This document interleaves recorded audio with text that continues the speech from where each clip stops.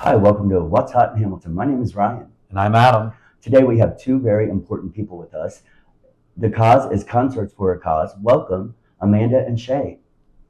Hi. Definitely Amanda. I'm Shay.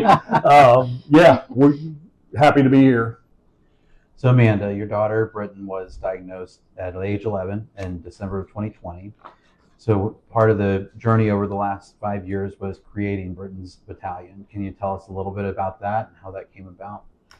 Yeah, so she was diagnosed with a brain tumor in 2020. And going through this, at the time, I wasn't married. It was COVID. I was alone. I didn't have a second set of eyes and ears listening to the doctors, which was very important. Real estate agent, so commission only. You've got deals going on. You come out, you don't know how you're going to pay your bills. You can't leave your child. There was a trial that was available at the time, but we filled out the paperwork like 3 days too late for her to get on it. So we had to revert back to standard of care, chemo, which is what they give to adults, right? And adults can barely handle it. And that's what's pumping through the veins of our kids. So when I came out and started meeting the pediatric cancer community nationwide, you just start reaching out to people on Facebook and you start getting in these groups and they start becoming your friends. What I've realized is a lot of us have to take a step back on working. You have to be with your child 24/7. You have to advocate for school. You might become their teacher. You just have to completely focus on your kid. Right. How are you going to pay your bills? Right.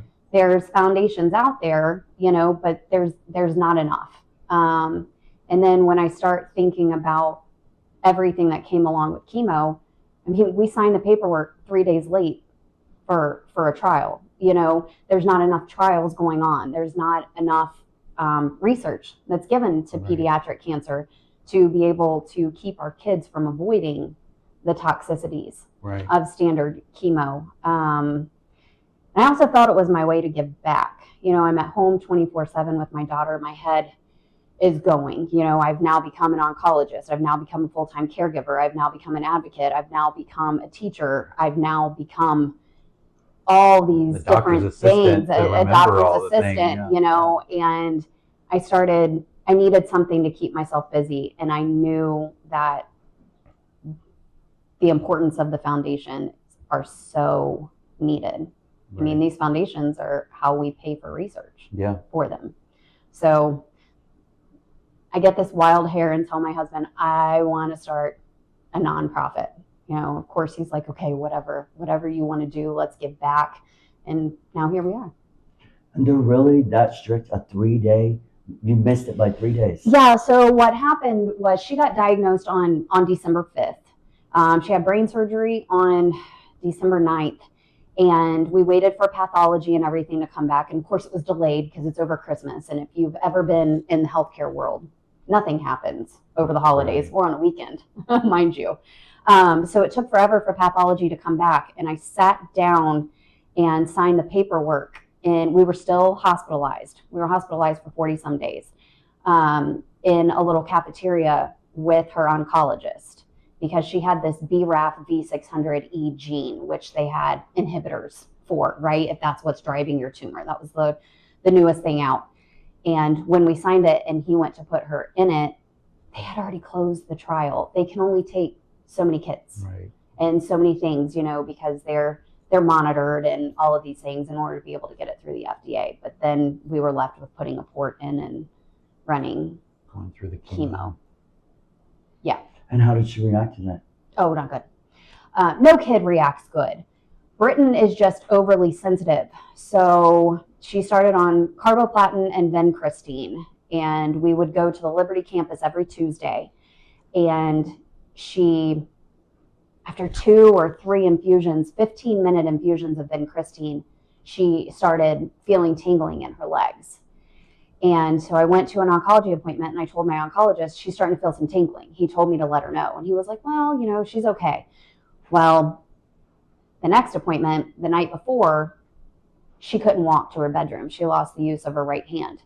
And so my older daughter, and I put her down on a blanket and drug her through the living room, down the hallway, and put her up in bed because she couldn't walk.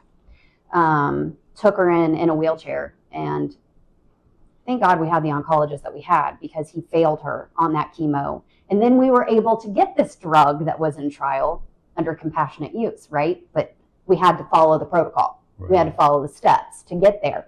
Well, Bryttan's hands were curled up like this. She couldn't eat. She couldn't feed herself. She couldn't roll over in bed. We bought wedges. We had to prop her up. Very nasty. Very nasty.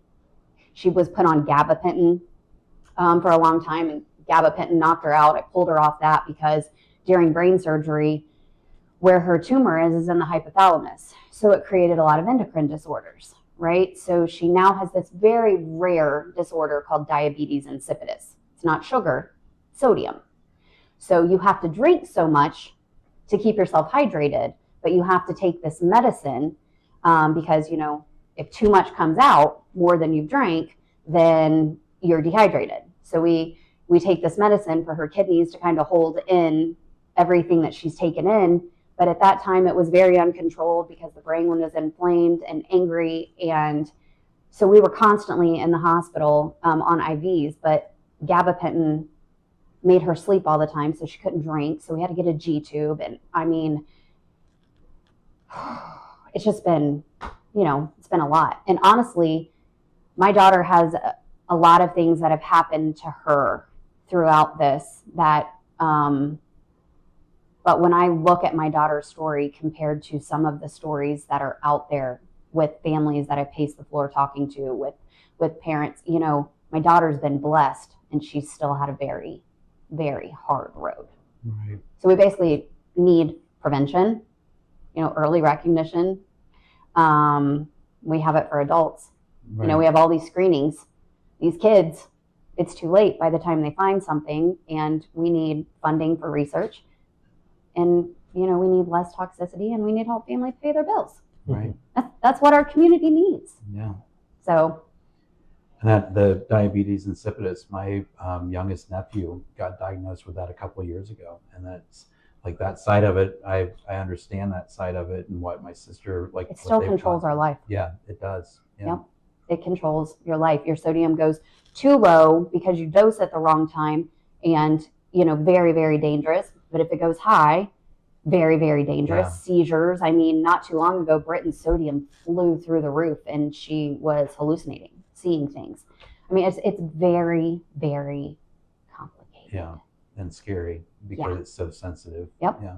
I understand what you're talking about gabapentin, because when I broke my ankle, they put me on it. I lost my vision. Everything was blurry. And I lost the use of my arm. Like if I tried to eat, I thought I had, I'm like, Sean, do I have Parkinson's or something? It's one of the nastiest medications. I don't know if this is going to be politically correct or how this looks coming across, but full extract cannabis oil and X39 stem cell patches took my daughter's neuropathy away. Oh, wow. Wow. Took it away. She no longer has neuropathy. Now we're still have feet and AFOs because we're tight and the calves have shrunk and all this stuff from not being able to do. But these alternative things that you find are what has got her where she is Right. today. And that's what, I mean, politics and all this stuff aside, like if it helps and it does its job, then, and it's not a drug, like it's not something like gabapentin and things like that, why wouldn't we be all for it? Well, I mean, obviously cannabis is a whole different thing, but when you're a mom in a fight for your life and you're watching what things are doing and you're reaching out for a very short time, we did it and her neuropathy's gone. That's amazing. Yeah. I mean, there are other things that as a mom, when you're watching your kid, you're going to try anything. Right. You don't care. Right. You're in the fight of your life. Beyond what you just spoke about, what are other holistic options? So this is one thing that our foundation is kind of a standalone with. I've partnered with an advocacy group that has an alternative oncologist on staff with them. and I partnered with a functional medicine doctor. So there are other things out there that are in studies. There's ivermectin, there's fenbendazole. Now, I'm not a doctor, right? I'm not going to tell you how these work. I follow the studies. I'm very much into research, but our foundation has partnered with some other doctors to help give families more options. When I say more options, in the pediatric world, if your doctor tells you you're doing chemo, you can't say, no, I'm going to go do ivermectin or FECO or whatever comes along. CPS is coming after you. So you are doing the treatment plan at hand. But sometimes you can find other things that can complement treatment to help preserve the kid's body while they're going through it. So we've worked with some doctors that will help keep vitamin levels up, check their gut microbiome after chemo, because that's what happened to Bryttan. Hers got wrecked, and then her bone marrow failed in 2024. And so we've partnered with some doctors that, while they do have alternative and holistic things, they still follow, the pediatric protocol. But it does give them some second opinions on maybe some options that they can add to. A lot of times these oncologists at these children's hospitals, when you tell them you're looking at alternative things, they will work with you to make sure that they complement. But we do work hard to create avenues for parents to have complementary secondary treatments, as long as they run it by their oncologist to work along with what they're doing in the medical system. That's great. Yeah. So something your organization has brought to light is that only 4% of government funding is for children cancer. Yeah. So yeah, of all the money that's raised, or put out there, I'm not real political. I don't know how it's divided, but we get 4%. And that's to go across all of our subsets, and actually brain cancer gets the least. You don't think about that unless you're in this life, but then it starts infuriating you, right? These kids are our future. Why? Not saying that adult cancer is not something that doesn't need the attention, but why are our kids only getting 4%? So when it comes to these trials that I'm talking about, they're funded by foundations. They're funded by us, and they're millions of dollars, or our kids would have no chance. Right. No chance at all, because when this money is put out in these portals to these hospitals to grab at for whatever the 4% is, it's gone. Yeah, I can imagine. It's slim pickings, and there's so many things that are out there that they work at these hospitals to introduce, and there's no funding. And without that funding, there's kids dying. Right. Because of money.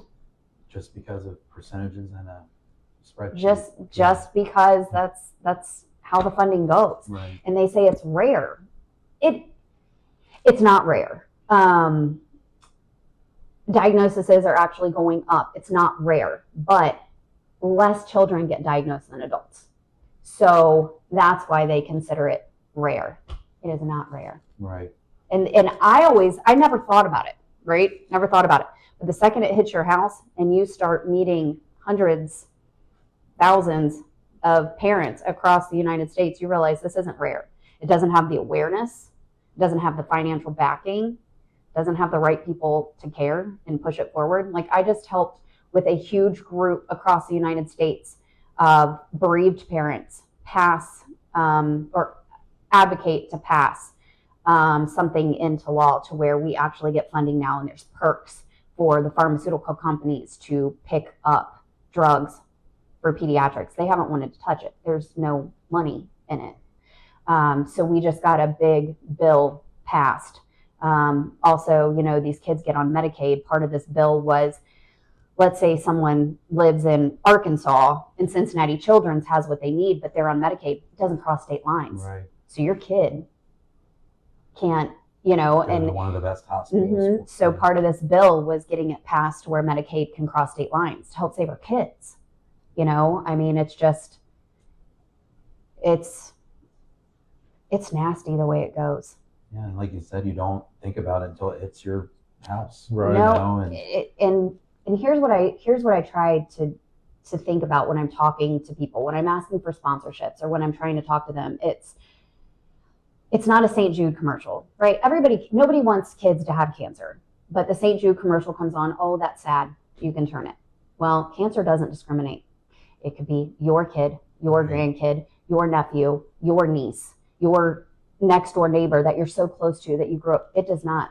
It's not a St. Jude commercial. You can't just turn it because it's sad. It is sad, but until people start really thinking like, okay, Bryttan was sitting at home on December 4th and didn't have cancer, and then all of a sudden her mom goes to the doctor and they're like, let's send you for a CT scan, and then all of a sudden on December 5th, Bryttan has cancer.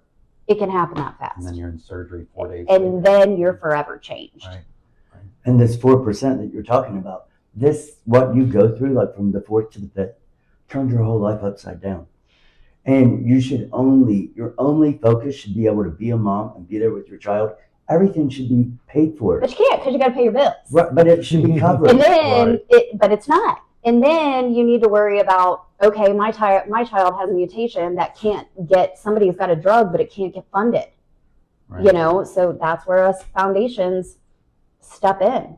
I mean, this is the last thing you want to think about when someone looks at you and says, your child has cancer. I can't even explain the feeling that you get. It's bad. It's bad. And it's something that parents need to stop hearing. And it's something that we need to make a priority. We need to bring awareness to, because it's really not that rare. It could happen. It could happen to your kid tomorrow. Right. Me and one of my best friend, Cassie Rhodes, her cousin and my nephew, we all went to the zoo. And she had a headache. And so they went to the doctor when we got home. And she had a brain tumor. Yep. And it changed her entire life. The way she walked, the way her face is. Yep. Mm-hmm. She got made fun of in college. Yep. And I was in college with her, so I would defend her. Shouldn't have to defend anyone. Yep. But she's a mom now, and she has her own child, and she did get past it. But like you said, the very next day, Yep. That's how fast it happens. Don't think it can't happen to you, because I'm here to tell you it can. Your rally cry: give kids what they need. This is bigger than a cure. What can doctors, the public, what can be done? So this whole give kids what they need thing, me and Bryttan were sitting at the table. My husband was there, and we were talking about this foundation, right? And everything she had been through. And she's been frustrated with the doctor. She's been frustrated with the medical facilities. She gets frustrated when she hears kids passing. And she was sitting at the table, and I said, Bryttan, what's going to be our tagline? Like, what's our slogan for this foundation? She slammed her hands on that table and she said, give kids what they need. She said, I mean anything. You give them what they need. So that's how that became our tagline. But literally with us, it's, what do they need? Do they need their parents' bills paid? Do they need, like one family, we just helped do an exploratory surgeon because there had been malpractice on her daughter's brain. So that kid, we needed to find out what was going on because no one wanted to touch her. Do they need Christmas gifts? Do they need travel to, be able to get safely back and forth? Do they need to go to another hospital for treatment? Because we'll help pay for that. It's really, we just need to give them what they need. Do everything that you can. Yeah. And meeting Bryttan and stuff as we have, as far as the team goes and everything with concert for her calls, and we'll get into that. She's a warrior, and she's going to be a great spokeswoman as she grows and stuff like that. So if you get a chance to meet her or any of the families that come, they're just warriors, and giving kids what they need. They're not getting enough, not just with the research or anything like that, and the families and the traveling and just basically just everything, so. Whatever insurance doesn't cover, whatever these families need, whatever these kids need, how can we make this fight, this battle easier for you? That's where we step in. Can you walk me through a day in the life of Bryttan? Yeah. So Bryttan will call me in the morning when she wakes up because she can't just get out of bed. So I have to go in and put her AFOs on her and put her tennis shoes on her because she has to have those to stand because the neuropathy was so bad. Now we need to stretch and we need to go to physical therapy. So I have to go in and help her get up. Then I give her a walker. She'll go in and go to the bathroom. She'll have her breakfast. We'll do our meds. She'll color. Sometimes we'll have therapy appointments. Sometimes we'll have other doctor's appointments. I make all of her lunches and dinners for her. You know, I hate to put her business out there, but I'm being raw about this life. You know, when we shower, we have to put a shower bench in. I have to help her. She can't stand without her AFOs and her tennis shoes on. So obviously you can't get in the shower like that. There's a lot of things that she now can do for herself, but it's still a whole lot of, she can't walk the greatest. But we won't use the wheelchair in the house because we're trying to get her walking more. The sodium thing, when they did the brain surgery, this would be a lot easier if Bryttan felt thirst because Bryttan has to drink between 2,000 and 2,500 milliliters a day. And then we have to pay attention to output before we give medication, right? Bryttan doesn't have an intact thirst. So we spend a lot of our day like, hey, drink to the top of the label, drink to the bottom label, drink to, you know, it's a lot of, some of it I think is cognitive, but some of it I think is it's been 5 years of me doing it for her now. And ever since we found our functional doctor and I'm watching some things turn around cognitively for her, she's starting to take a little more responsibility for things, but she is still heavily dependent on me. Like she can't be home alone. She wouldn't know what to do. She wouldn't remember to drink. She wouldn't. So it's a lot of full-time caregiving still. What are her interests? She loves to color. She loves anything artsy. She lost her vision there for a little while because of deficiencies she had got from a gut infection that she had had for 4 years from chemo that nobody found until her bone marrow was suppressing. And then I ran to a functional doctor and we did a gut map test. And now that we've found that and treated that, and she's absorbing nutrients again, her vision's coming back. So now she loves to color. She likes to count things. She's always counting our merch before we do, golf outings or things like that. She likes to joke. She's She's sarcastic. She is That was very my next- sarcastic. That was my next question. Yeah. She's an She old laughs. soul. She She's hilarious. She Yeah. laughs all the time. She's an old soul. She's very witty. At first, I didn't think that was going to come back. When they took her back for surgery, they didn't tell me that a different kid was coming out.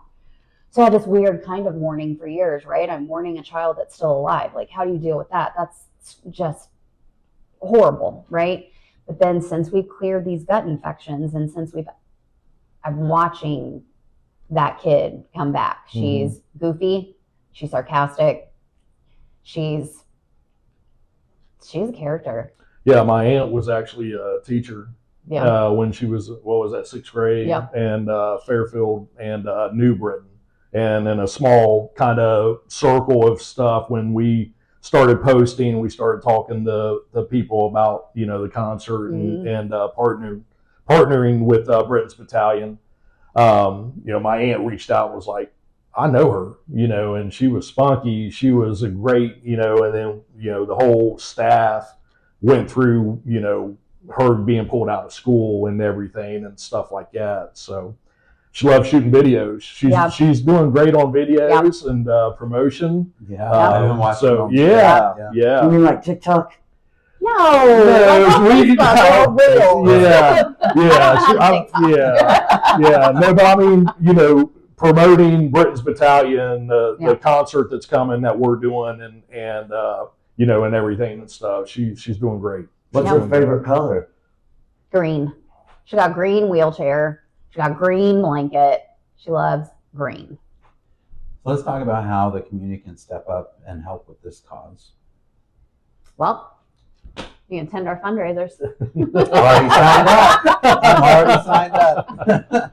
It's really about awareness, just knowing we exist. All the way to the point, if someone knows a kid that gets diagnosed with cancer, I walk the floors talking to these moms all the time. When you're newly diagnosed, you don't know what you don't know. you know, so even if it's just keeping us in mind, so I can help another family that way. But really, right now with Concert for a Cause that's coming up, love to see the community there. We're gonna have tons of cancer families there. I just like them to see the support. Tell us a little bit more about that. That's in April, so Yeah. that's coming up. Saturday, April 18th. The cool thing about it is Bryttan's turning 17 on the 17th, Oh, which is nice. actually like her golden birthday. Yeah. Like I guess it's if you turn a certain age on the same day of the month or something, so it's her golden birthday. So we'll be celebrating that there too. But Yeah, so April 18th, right here, Markham Park, shutting down the street, Riverfront Plaza, partnering with Poorhouse, Casual Pint, Municipal, plus other. Chatterbox will be there. Who else? I mean, we got 5 performances, 5 performers coming, starting at 1 o'clock, running until 10 o'clock, vendors, games, all kinds of stuff. So good day to fundraise. great day to fundraise, you know. So What do we got? We've got Josh Lawson opening. we got Josh Lawson, we got Cody Garrett, we got Miss Jackie, we got Alyssa Oder, and we got Groove Masters or Turn Up Band. I think they're coming as Groove Masters as the highlight at the end of the night to get a little funky. So yeah, kicking off at 1 o'clock. There are VIP tables available. There's sponsorships available with different levels. You know, the stage will be right out here in front of the Poorhouse, and You don't have to buy a VIP table to Right. come. yeah, The outside seating is not going to be sold out, things like that. With the VIP table, though, it breaks down to $100 a person. With that, you'll get a free beer or drink at each of the 3 bars. You'll get your dinner buffet. Where you buy your table is where you'll get your dinner buffet. Have somewhere to sit, socialize, yeah. support. Locomotive is Yeah. involved. We've talked to them, so they will have 2 vehicles, electric vehicles running through the parking garages and throughout, you know, Hamilton here to help with the parking and all that kind of situation to get around town and go wherever you want to go. But yeah, So put it on your calendars, and we also have there's tables available at Casual Pint and Municipal. Poorhouse is sold out already, but like Amanda said, there's everybody come, and there's no cost to come into the concert. Is there a website, social media? Yeah, our link tree. There's Concert for a Cause social media page that has all the information on it. on Facebook. Yep, on our link tree link, which we'll share with you guys. You can go on and see the Bryttan's Battalion socials. You can see where you can do sponsorships, VIP tables, people involved, things like that. Yeah, we have a partnership too with the Vets and Brews. So right now we're heading up bourbon raffle and stuff. So what we do there with the partnership is we raise money at the bourbon raffle, and then we'll have a VIP lounge inside Poorhouse that we're taking signups for any veterans, active military, or people in the community, you know, that wants to come and sign up, and the veterans are taken care of all day long also. That's awesome. Yep. I mean, I'm sorry for everything that you've had to go through. And I mean, did you ever lose your faith going through any, like, that would be the hardest thing anyone would go through. No. I've questioned whys and things like that. Now I'm gonna get raw with you in the way my mind worked. I've questioned whys and things like that, but then I found myself not doing that, because the more research that I've done, they've found that a very small percentage of cancer is genetics, right? So a lot of it comes from environmental factors. So I could have questioned, what did I do as a mom when I was pregnant? What did I, I've tried not to do that, but I've really just tried to make myself understand that no, it wasn't meant to happen to her. God doesn't want to give kids cancer, but I have to deal with the cards that have been dealt and keep his support to get me through, and try to clean up our lifestyle and try to advocate, and just realize that I don't think it was something that God put in her body. I think that just environmental factors of things have have led to, where we are. And it may have been when I was pregnant or something, something like that, but I can't let it eat at me. These are the hands that were dealt, and we just have to find a way to get through. That's at least how I keep my sanity. And as terrible as everything is that Bryttan's gone through, that you've gone through, look at what you have came out of it with and what you're doing for the other families as well. Like that's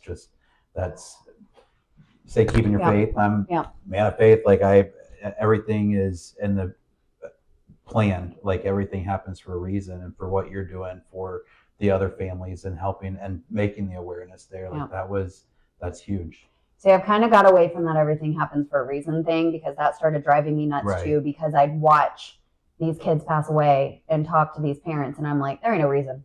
There ain't no reason. But what I've tried to do with that is let it light a fire under me. Every time that I talk to someone, or every time I pace the floor, or every time I see something on Facebook with these moms that I'm with, or when we lose another kid, or, when I'm dealing with these DIPG families, which is a terminal diagnosis, brain cancer, I just let what I feel from them and what I know they're going through fuel me. Drive you more and more. Yep. Yeah. Yep. You said you had another daughter? Yeah. How did this affect her, and how did she support? Man, it was rough. She was a freshman with COVID, right? So they're doing all this weird stuff with the schools and online and this and that and the other. And we were like the three amigos, seriously. Like we were so super close. And I mean, I've never put this out there, but there was one night Bryttan got rushed back to the ICU because it was around Christmas time and the nurses weren't paying attention, and they missed the opportunity to give her sodium medication. And my oldest daughter was with my cousin, and I get a phone call, and my cousin is bringing my oldest daughter down through the ER because they were scared she was going to do something to herself. So I've got one on the ICU floor, one in the ER. I'm down here trying to figure out what's going on. But at the same time, the hospital had this rule that, they wouldn't let anyone under 18 in. They had to be a patient. So then what do? I start screaming at the staff and going up as high as I can. It was, 11 o'clock at night. Like, okay, now she's a patient. She's in the ER. All she needs to do is lay eyes on her sister. FaceTime isn't cutting it, so that became this big whole thing. But she had some rebellious times, and she just wanted to see her sister. And the rules that were in place at COVID were so hard, especially in pediatrics, that she couldn't. And she still can't talk about it much, but she's getting better. But I'm telling you, like, our dynamic just like She that. never felt robbed as her own childhood? No. I think there was a time where, selfishly at 14, 15 years old, you're feeling like all your focus is on Bryttan, but thank God she is the kid that she is, because she really started realizing your focus does need to be on Bryttan. Right. She snapped out of that real quick, and she hasn't felt that way. Good. What's the age difference between them? 3.5 years. Yeah, that's the same with my boys, 3.5. Yeah. I got married, have a stepdaughter. My parents have been there. She's got her cousins and her friends. We just all kind of got her through, because when your kid gets diagnosed, the entire family gets diagnosed. Right. That's just how you live. And you said you wasn't married to your husband when this happened? Not at the time. No, we got married about a year in. So at first, it was just like the three of us trying to get her to bed and things like that. But then we became an extended family. So she, my oldest had more support and that tells what kind of a man he is right there. Absolutely.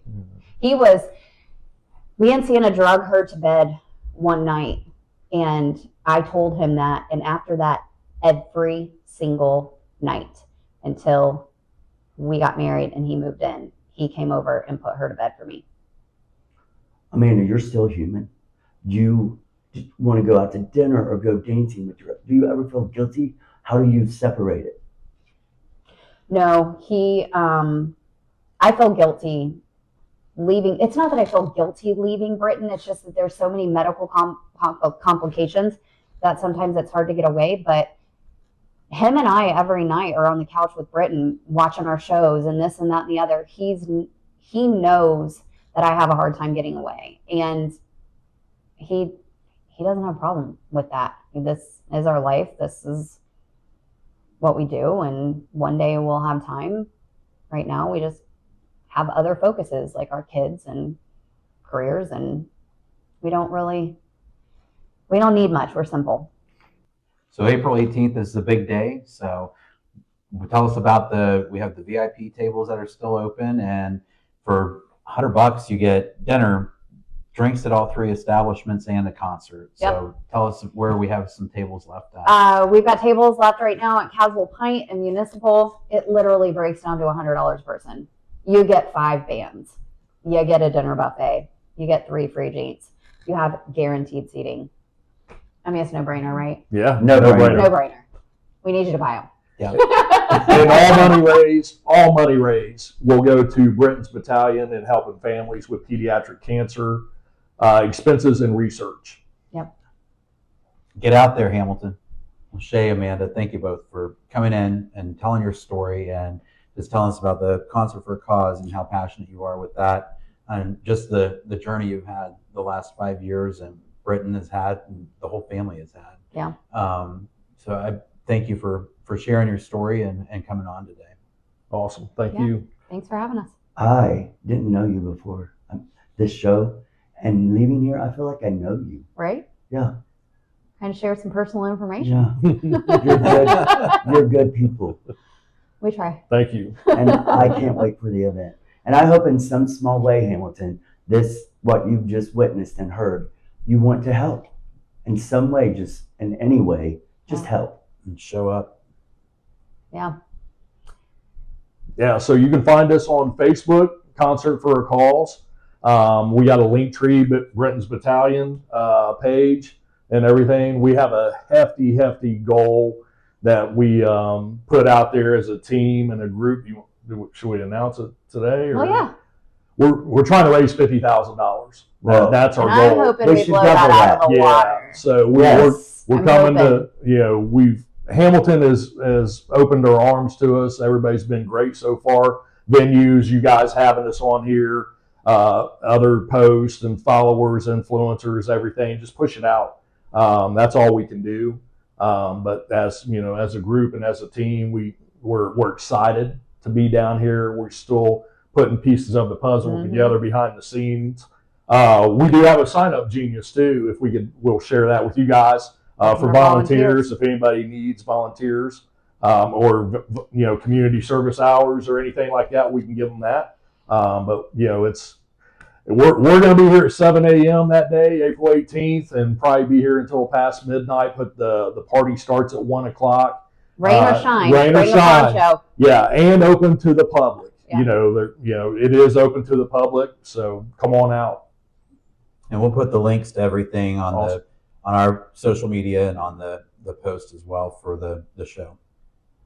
Thank you all for being here. Yeah, Thanks for having thanks for having us. us. We appreciate Thank it. you. Definitely appreciate it. And make sure you follow us on YouTube, Instagram, and Facebook. Like, follow, and share. That's us. What's Hot in Hamilton. From local shops to packed out rooms, small businesses making big time moves, restaurants, bars.